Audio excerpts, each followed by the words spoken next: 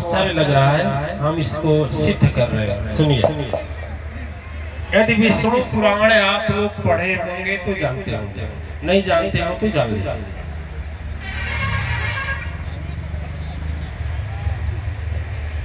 ब्रह्म ऋषि नहीं बल्कि देव ऋषि कहे जाते हैं और ब्रह्मा जी के मानस पुत्र कहे जाते हैं। यह हम नहीं, शास्त्र में उनका कार्य था कि प्रत्येक दिन जाते थे और प्रत्येक दिन वैकुंठ धाम पहुंचते थे, क्षीरसागर निवासी के पास पहुंचते थे और उनके साथ खूब सत्संग करते थे, जैसे आप कर रहे हैं, जैसे आप कर रहे हैं। लेकिन मैं कहूं, जब सत्संग समाप्त हो करके वो उठ जाते थे नारद जी, भगवान दाएं देखते थे, बाएं देखते थे, नीचे देखते थे, ऊपर देखते थे और तत्काल जितना दूर बैठे रहते थे वहां की मिट्टी निकाल देते थे और उतनी दूर की मिट्टी निकाल करके फेंक देते थे और वहां ला करके गंगा की मिट्टी रखते थे। करेक्ट? ज्ञान भी बोलिए, ज्ञान भी, देव ऋषि की उपाधि भी, ब्रह्म तत्ववेत्ता भी, सब कुछ।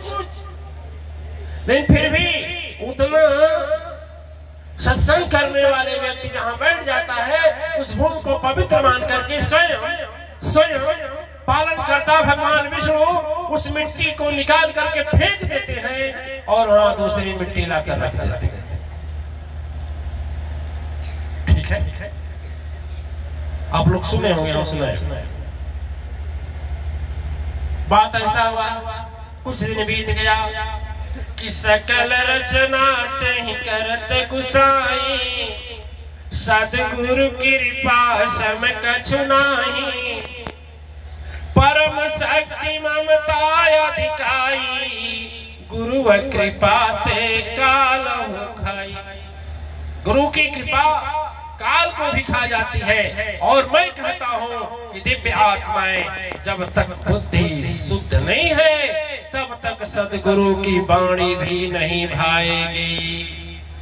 ठीक है? वचन हो रहा है लेकिन हृदय बोल रहा है कि तुम गुरु बनाएगा, तुम गुरु बनाएगा, तुम, आपका भी मन बोलता होगा तुम गुरु बनाएगा। तुम चैतन्य महाप्रभु बना लिए, बनाने दो ना, व्यास जी बना लिए, बनाने दो, धर्मानंद जैसा मूर्खो, सुकृत जैसा ज्ञानी हो, अरे तुम कम मुका, राजेश्वरानंद बना लिए, बना ले, अब तुम बनाओगे, तुम, आपका अभिमान बोलेगा, घमंड बोलेगा।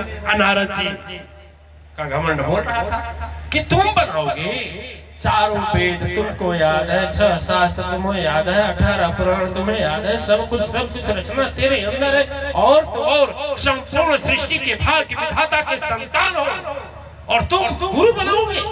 आखिर तुम क्या नहीं जानते हो? आपका भी मन तर्क देता हो। ठीक है? 17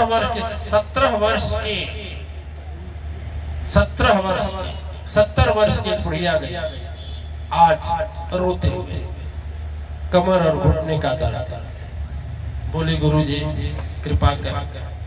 गुरुजी कृपा कर, बोलो तुम नवरात्रि में आती हो? हाँ 17 साल से आती हो। हमने कहा दीक्षा ली हो? कहीं नहीं।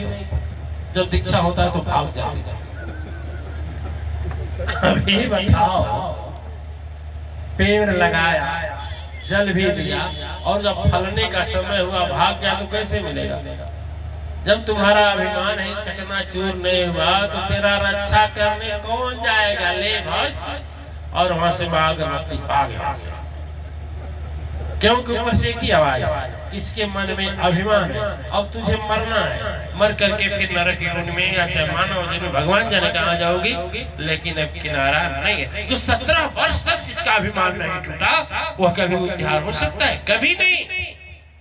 तो नारद जी की बात को भांप गए प्रभु, जो क्षीरसागर निवासी अविनाशी, घट घट वासी कहते हैं, जान गए पालन करता, मन ही मन मुस्काते हैं, कुछ योजना तो रचना, आखिर अब तो ही होगा इसका उद्धार, भलाई से दुनिया से कैसे होगा। ठीक ठीक। भगवान के यहाँ दो रहते हैं, जय और विजय। द्वारपाल आपके भी पास जय विजय रहते हैं। तर्क बाद में देंगे, लेकिन समझा देंगे, अभी थोड़ा सा इशारा कर देंगे। जो लास्ट में हर हर महादेव बोलते हैं ना, हर हर होते हैं पर विजय होते हैं। उन सबों का काम होता है, एक का काम होता है कि आप मानव जन्म पाने के बाद में जितना शुभ कर्म सत्कर्म किया, अच्छा कर्म किया, देवता सा जीवन जिया, अपने जीवन में कितना फर्ज ज्यादा किया, माता के प्रति, पिता के प्रति, भाई के प्रति, सासू के प्रति, जेठानी के प्रति, ननद के प्रति, जितना फर्ज ज्यादा किया सारा वह कैलकुलेट करता है। ठीक है, बड़ा आपके समझ में नहीं आएगा। ये आपका जो कैमरा लगता है ना, देखते ना लिखा रहता है कि आप कैमरे की नजर में सीसीटीवी वाला, ये फेल कर जाएगा, लेकिन ये कैमरा नहीं फेल करेगा। जब सांस पहला मिला तेजी से या दृश्य रूप में दोनों हैं, एक तो आपके जीवन में आपसे होने वाले शुभ कर्मों को इकट्ठा करता है। आप अपने वाणी से माता पिता गुरु भगवान समाज पड़ोसी संसार परिवार को कितना प्रसन्नता दे रहे हैं, कितना उन्हें आनंदित कर रहे हैं, कितना घर में स्वर्ग का माहौल कर रहे हैं, कितना आपकी वजह से घर में समाज में परिवार में पड़ोस में शांति प्रियता है, उसको रिकॉर्डिंग करता है। दया वाला भी चालाक है, वो भी रिकॉर्डिंग करता है, क्योंकि वहाँ गवाह की जरूरत नहीं है। यहाँ के गवाह तो पैसे पर बदल जाते हैं। कोई कचहरी का आदमी है, हाँ तो बदलते हैं। हम तो सुने जज भी बदल जाते हैं, नहीं बदलते हैं? अरे ऐसा बदल जाते हैं कि निर्दोष आदमी को सजा हो जाती है, निर्दोष आदमी को सजा हो जाती है और दोषी आदमी बरी हो जाता। सही है ना? लेकिन हाँ, मुड़ी हिला लो हमारे सामने, वहां नहीं हिला पाओगे। वहां जो सामने हुआ तेरा सीसीटीवी चैनल तेरे सामने खुल जाएगा। देख तू भलवानी में छक हो रही थी, तो सत्संग कर रहा था उस समय, जिस समय गुरु पर बोला जा रहा था कि बैठ करके घर में गाय खिला रहा था, अब कि देवी जी बैठकर मछली बना रही थी। मछलियां बना के मुझे पता नहीं खा ले खोजी हो। अब तो हम तो इधर देख रहे हैं, आपके देख नहीं रहे, लेकिन हाँ हमसे छिप जाएगा वो जो कैमरा बना रहे हैं सब ताए बाएं, उससे नहीं छिपेगा। वहां जाएंगे तो कैमरा को चालू कर दिया जाएगा। हम न जाने गुरु जी के होंगे, यहाँ के मछलियों बकरियों ने खाए मिलेगा। देखिए, एक आपके द्वारा मन से तन मन से जो भी संसार के लिए प्रवृत्ति कुवृत्ति बनती है, दुष्ट का कार्य करते हैं, किसी को सताने का काम करते हैं, किसी के हत्या की योजना बनाते हैं, किसी को लूटने की योजना बनाते हैं, आतंकवादी का कार्य करते हैं, उग्रवादी का कार्य करते हैं, पड़ोसी को, माँ को, बाप को, भाई को, बहन को, पति को, पत्नी को, किसी को भी यदि आपकी वजह से आंख में आंसू आता है, मैं दावा करता हूँ कि एक एक क्षण नहीं, एक एक श्वास की रिकॉर्डिंग होती है विजय के पास।